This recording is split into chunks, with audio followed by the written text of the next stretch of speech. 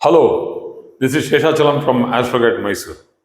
So today let us understand a yoga called Bahu Stree Yoga. So this yoga is not only intended to defame or frame men. So Bahu Stree Yoga, on the other hand, can also very clearly mean a person who has promiscuous leaning. So that means he is having interests unnecessarily to get into extramarital affairs or multiple relationships. It is not only Bahu Stree Yoga. This was, earlier days it was more that men were publicly caught or they were more prominently seen. It doesn't mean the other side is not there. So, Bahu Stree Yoga can also become the other way around. So, let us understand the yoga. See, the yoga's definition is extremely simple. If the first Lord, that is the ascendant Lord, and the seventh Lord are aspecting each other or they are placed with each other, then this yoga comes into being. That is not the only factor. So the first Lord and the seventh Lord are aspecting or conjunct. So this is the first point. Second point is, I will take it as an and, that means this also should be there. And Mars is either retrograde or malefically conjunct. Number three, or this, or the first combination of the first ascendant Lord and seventh Lord are having a Rahu Ketu axis with them, then this yoga has more weightage. So don't suddenly go into your chart or any family chart and see whether this yoga is there. Don't get caught into that type of a unnecessary belief and get into trouble. So that is why I have done this yoga after doing so many classes. So let us take an example. So example here is, I am taking the example of Scorpio, the ascendant sign of Scorpio, and the first Lord is Mars here. Let us exalt Mars. Mars is beautifully exalted here. The seventh Lord is Venus. The first Lord Mars and seventh Lord Venus are seeing each other with a very strong negative combination. So this is directly falling under the yoga called Bahu Stree Yoga, or we can call it as the yoga of multiple relationships. Yes, multiple relationships looks a little decent. That is, after one marriage and it is broken, you have another marriage. That is not coming under this yoga.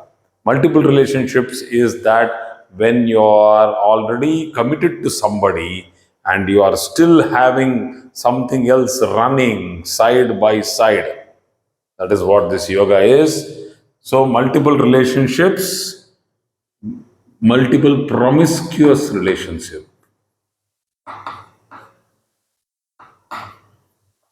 Promiscuous relationships. So, let us take another example. Let us take an example of a decent and strong placement and see whether it can still get us into trouble. A decent placement, like I am taking the ascendant of Pisces with Jupiter in it. Okay, and let us put Ketu and Rahu here. This looks like, a yoga of excellent spiritual and very well placed planets, because this is Ketu, which is sitting in the Moksha Sthana, Rahu in the sixth house, very powerful for service, and Jupiter in the Lagna giving rise to Hamsa Yoga. There are many Raj Yogas here. But when the Raja Yoga Bhanga happens, that means when the Raja Yoga gets spoiled, we can understand that something has gone wrong.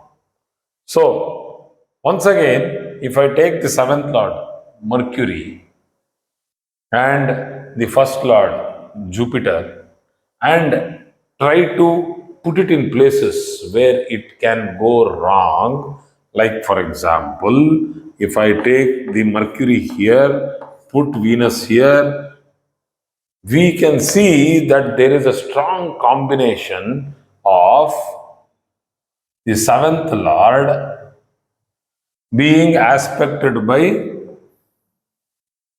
Rahu Ketu and Mars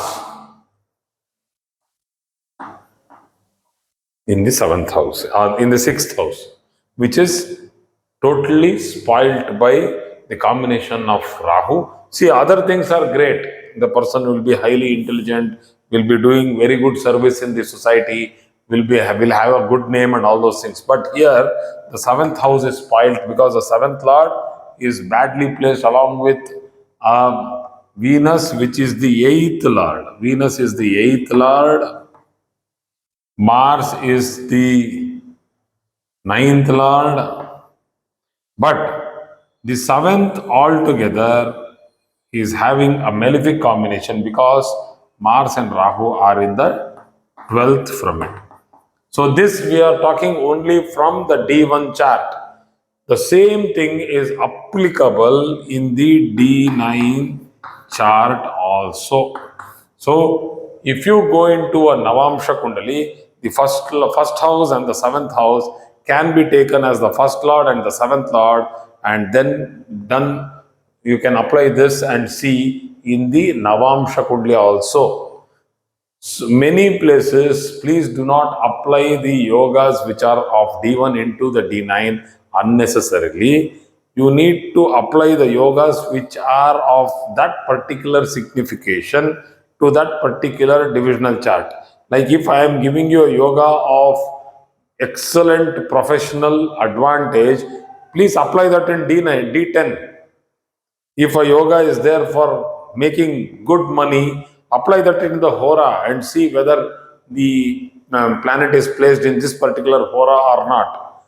So you get some feedback from that. Do not unnecessarily apply Dhana Yoga in D9 chart and check whether it is working, and Dhana Yoga in Saptamsha Kundali and D7 chart and check it's working. Don't mix things up. So the overall picture is that the seventh lord and the first lord should not be weak. If the first lord is weak, you get into a trap, and in this particular combination, if the first lord is weak and the seventh lord is strong, you get into a trap of unnecessary relationship. That is, you will be the sufferer. And if the first lord is strong and the seventh lord is weak, that means the native is confident that he will not or she will not get caught and will have a very strong promiscuous relationship.